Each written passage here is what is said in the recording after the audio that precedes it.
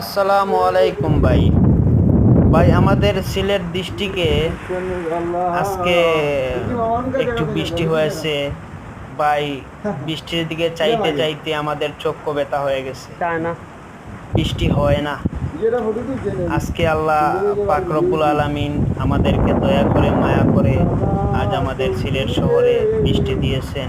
আমাদের অনেক উপকার হয়েছে ভাই। এই বৃষ্টি না হলে আমাদের খেতে ধান হবে না। আমরা কৃষি কাজ করে খাই ভাই। আমরা যদি বৃষ্টি না হয় তাহলে আমরা মারা যাব ভাই। খেতে ফসল হবে না, না খাইতে খাইতে হাজারো কৃষক মারা যাবে ভাই। একটু বৃষ্টি আল্লাহ তাআলা মায়া করে আমাদেরকে দিয়েছেন, সেজন্য আমাদের ফসলের একটু উপকার হবে। আল্লাহর দরবারে শুকরিয়া জানাই ইনশাআল্লাহ।